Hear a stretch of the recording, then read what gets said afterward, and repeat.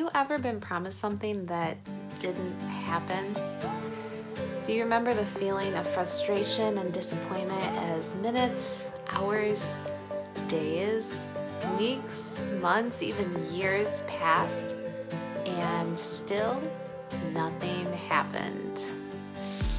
Well, part of living in a world full of other imperfect people is unanswered questions and unfinished requests. You know, last time we were talking about what to do after the feelings fade from a mountaintop experience. This week, we're going to talk about when God has promised you something and it seems to go unanswered or just not answered in the way that you expected. So, what happens when God disappoints us?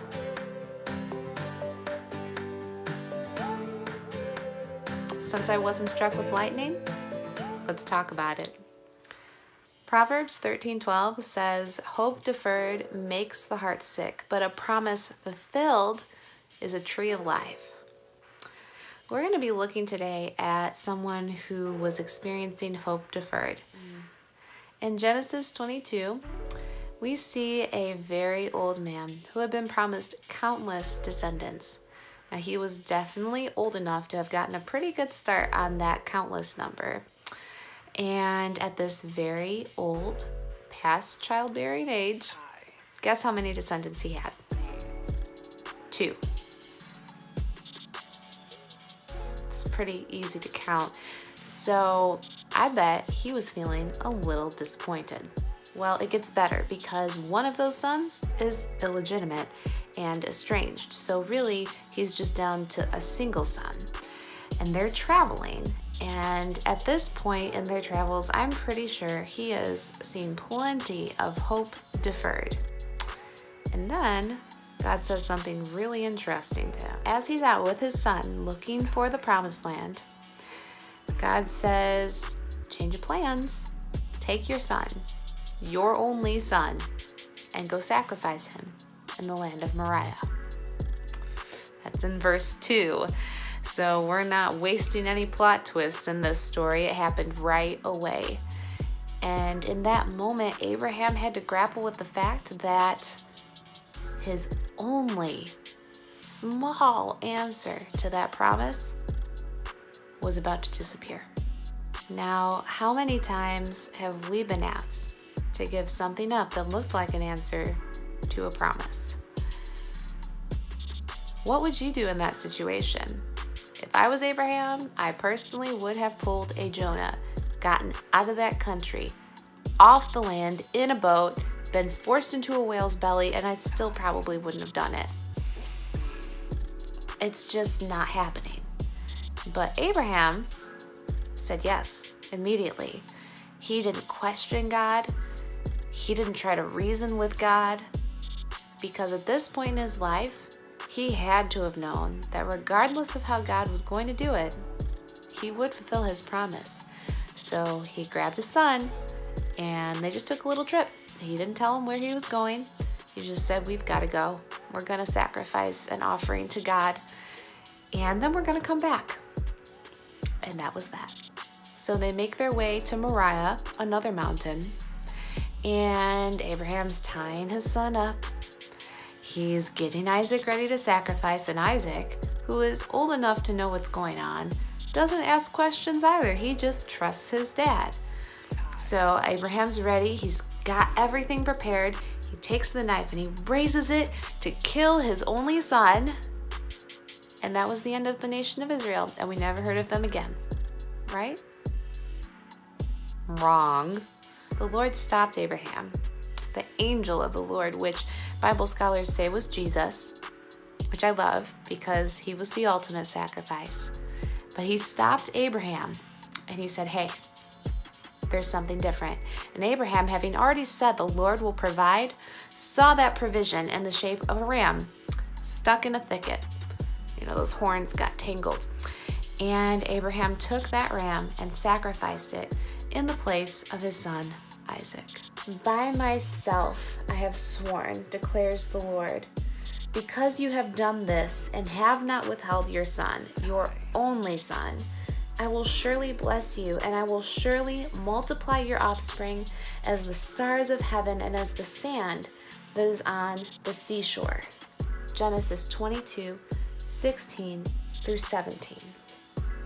When Abraham chose to obey God, he already had that promise, but God reiterates it as a reminder that that promise has not changed. What's your only? Have you been asked to sacrifice it? That's a tough question, but a lot of times we have to say yes to letting go of the very thing that we think is our answer before we see the answer come to pass. When Abraham was asked to sacrifice his only, he took his promise to the altar. He worshiped God with his obedience and trusted that God would take care of the rest, because he knew that his promise wasn't wrapped up in a person. It wasn't wrapped up in his circumstances or what anything looked like. It was totally held in the hands of God. And the only way to see that promise fulfilled was to stay in the center of God's will. Here's where I think it gets a little bit interesting, because if I was Abraham, I would be thinking this whole time, a human sacrifice can't possibly be God's will. Like, the very first command that God gave Adam and Eve's sons was to not spill the blood of others. And then again to Noah, life is sacred, don't kill each other. And yet here God was asking Abraham to do the very thing he told everybody else not to do. A dead son couldn't possibly fulfill God's promise. So what was the deal? Well, that's how I felt when I was first reading the story, but that's not what Abraham's actions reflected. I can almost guarantee he did not understand what God was doing, but he knew that God would fulfill his promise. So he said yes anyway. And turns out, Abraham and I were right. God didn't want a dead son. He didn't want a human sacrifice. He simply wanted obedience. At the end of the day, the question is always, what's more important? Your promise or your relationship with God? So back to your dreams. What happened when God asked you to sacrifice your promise? Did you say yes? Did you say yes when your soul screamed no? Did you rationalize what God had asked? Or did you take it to the altar? If you're like me, you're still waiting. I've sacrificed many promises that looked like my answer. And God always had a way of working it out. After all, He is faithful to give you many gentle reminders that He's the one with the plan. He's taking care of you. You know, I've sacrificed so many direct routes to my dreams. I think I've probably lost count at this point, and it never becomes easier. And while it hasn't been any more direct or any more easy, He has given me a beautiful path filled with all of these incredible people who I need to know and needed to meet and interact with, and all of these experiences that made me who I am right now. And if I'd taken that direct route, I wouldn't have met any of those people, and I wouldn't be the Ellie who's sitting before you today. Do I feel like the Israelites who circled that same mountain 40 years? Yeah, I do, and often. But in those 40 years of them disobeying and forgetting and rebelling, God was still faithful to fulfill His promise to them. What a beautiful picture of grace. He kept giving them chance after chance to go around that mountain and get it right before they messed up their promise. And then He fulfilled His word. Now, not all of the Israelites saw the promised land, or they saw it physically, but they didn't set foot in it. Sometimes disobedience does have consequences, but again, God is still faithful. He'll still fulfill His word to you. What is the point of taking a 3-day journey in the space of 40 years? We may never know. What I do know is that God constantly reminds me He cares a whole lot more about my character, about my heart, and about the people I meet than any goal or timeline I try to set. Every single step of the journey, every broken dream and broken heart and misplaced hope and misplaced step is meant to take you closer to God and introduce you to people who desperately need to meet the God you know. Are you still waiting to see your promise fulfilled? What if I told you you'd already seen Him? And your promise is not a person, a place, or an event. It's Christ.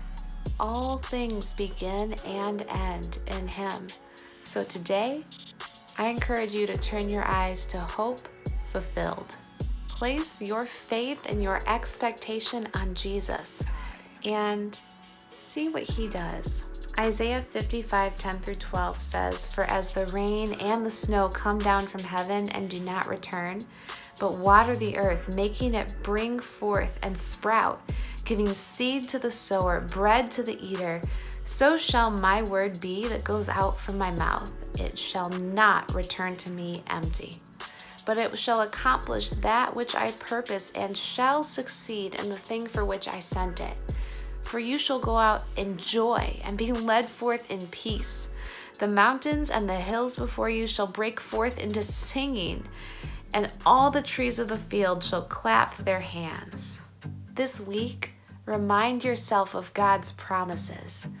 They will still happen. And beyond your waiting, remind yourself of who God is. Worship Him while you wait, and wait with Him. He is faithful, and you will see not only a clear picture of Him, but everything He's promised you. Until next time, have a beautiful week.